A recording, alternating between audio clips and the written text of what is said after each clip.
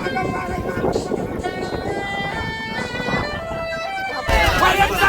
bayi dulu, weh. Yang bayi, pegang bayi. Tolong ambil bayi dulu. Tolong bayi. Ah, cepat, utamakan yang bayi.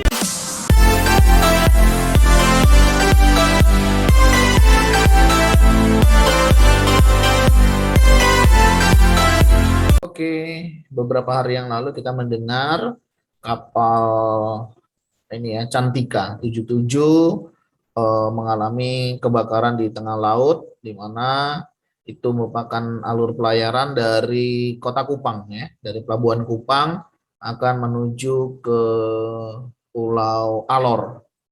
Ya, memang saya mendapatkan beberapa kiriman video dan saya memperhatikan ada beberapa hal yang seringkali hal ini dilupakan. Ya memang panik pasti ya, situasi kondisinya pasti orang panik dan situasi kondisi seperti itu tidak banyak orang yang mempersiapkan. Nah, saya tinggal di satu wilayah ya, di mana kalau saya melakukan penyeberangan itu biasanya kapal atau kru kapal atau petugas yang ada di kapal itu akan mengedukasi kita ya. Edukasi itu penting sekali dan ini menurut saya juga harusnya ada di setiap alur pelayaran ya, di dalam setiap pelayaran. Saya biasa menyeberang dari Pulau Jawa ke Pulau Sumatera itu melalui Selat Sunda. Nah, di Selat Sunda itu selalu ya, sebelum kapal akan berangkat ada petugas khusus yang akan memperagakan ya, bagaimana cara-cara kita menggunakan alat-alat keselamatan yang ada di atas kapal. Karena ada banyak alat keselamatan di atas kapal. Sebagaimana kalau kita misalnya naik sebuah pesawat terbang, ya, di sana juga para pramugari atau pramugara pasti juga akan menunjukkan ya bagaimana cara-cara untuk penyelamatan jika terjadi sesuatu di dalam penerbangan mereka.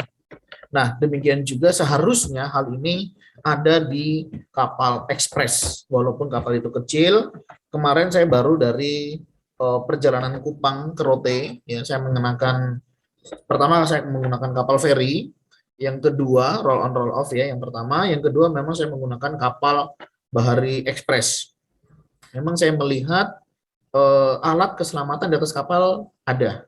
Karena saya biasa selalu memperhatikan hal itu, karena itu adalah alur pelayaran yang menurut saya beresiko dan harus dijalani, begitu ya. Dan saya biasa memperhatikan alat-alat keselamatan yang ada di atas kapal. Kenapa? Karena hal itu sangat penting. Karena waktu perjalanan saya yang pertama, itu terjadi kapal sempat berhenti, hampir mati mesin di jalan, ya di laut. Nah, itu tentunya membuat lebih waspada. Dan yang kedua, untuk kapal selanjutnya saya menggunakan kapal Bahari Express. Nah, yang pertama memang saya perhatikan adalah rute atau alur pelayarannya. Yang kedua, saya memperhatikan tentang posisi tempat duduk saya. Ya, jadi itu terdiri dari beberapa deck begitu ya. Karena setiap deck ya itu pasti diisi oleh beberapa penumpang ya. Dan itu cukup banyak ya. Kemarin saya pelayaran dari Kupang dari Rote ke Pulau Kupang ya. Saya kembalinya naik Bahari Express. Kapalnya cukup besar sebenarnya dan sebenarnya cukup juga kalau misalnya itu diperagakan. Ya, artinya memperagakan alat-alat keselamatan yang ada di atas kapal, menjaga nih ya kalau terjadi sesuatu. Dan hal ini memang kemarin saya tidak temukan. Saya juga heran kenapa kok tidak ada pertunjukan itu. Ya, bukan pertunjukan yang bagaimana, tapi cara menggunakan alat-alat keselamatan di atas kapal.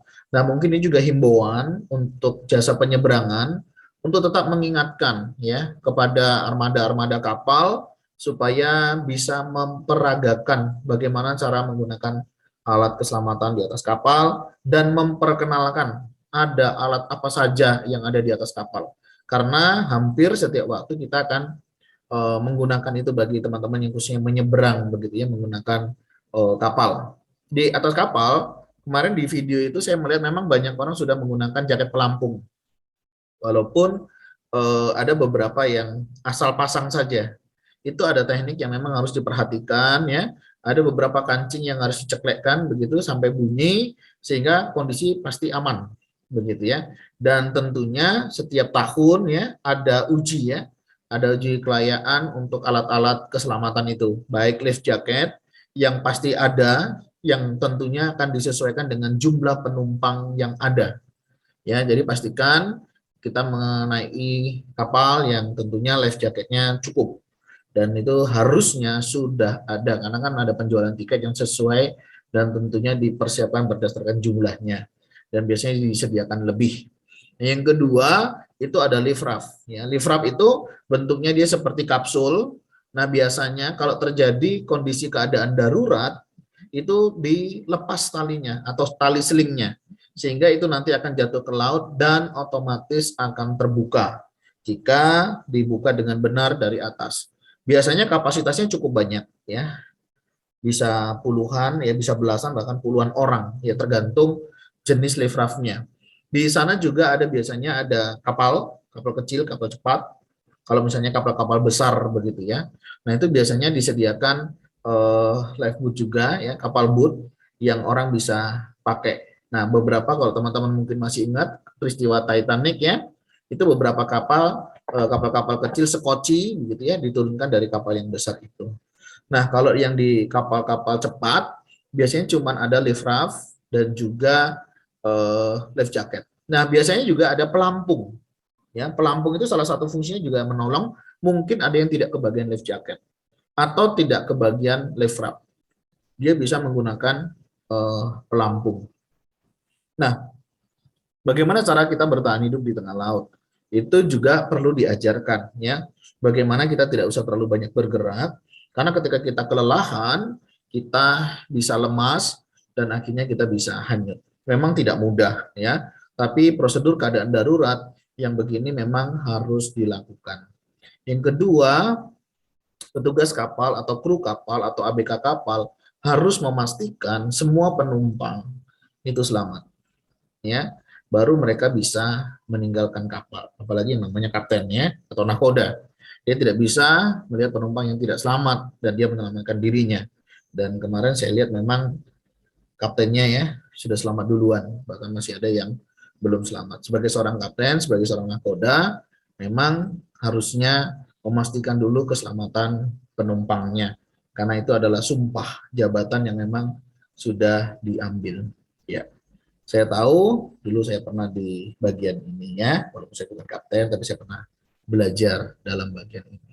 Selanjutnya, petugas kapal harusnya bisa mengarahkan dan bisa menolong, ya, mana yang perlu diutamakan lebih dahulu. Memang saya mendapatkan videonya banyak potongan-potongannya, tapi menurut saya ini perlu menjadi perhatian buat kita sekalian, baik pengguna jasa maupun sebagai pemilik ya atau armada yang menyediakan, perlu mempertimbangkan dan memikirkan ya di mana titik kumpul, di mana jalur evakuasi, dan kemarin saya lihat sudah cukup baik sebenarnya. Cuma memang yang saya sayangkan adalah lift raft-nya kenapa nggak dibuka. Saya nggak tahu apakah itu sempat dibuka atau tidak, karena saya juga tidak mendapatkan videonya, tapi harapan saya semoga hal ini juga boleh menjadi perhatian. Siapapun punya tanggung jawab, punya bagian. Itu ada mu'alim 1, ada mu'alim 2, ada mu'alim 3 yang harusnya ada.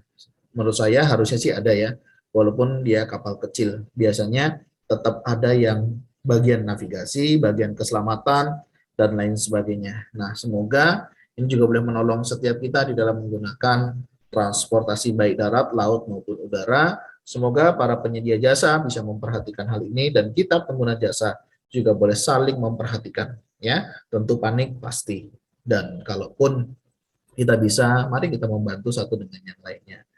Ya, saya juga turut berbelasungkawa, ya, turut berduka cita untuk keluarga yang berduka. Kiranya diberikan kekuatan, ketabahan, dan penghiburan yang dari Tuhan. Buat keluarga korban yang terluka-luka ataupun yang lainnya, kiranya cepat pulih dan kiranya pemulihan terjadi, dan tentunya harapan kita bersama semua bisa diketemukan dan semoga semuanya menjadi baik-baik. Doa dan harapan kita bersama ini menjadi sebuah pengalaman, pelajaran yang berharga untuk kita boleh lebih berhati-hati. Terima kasih. Salam.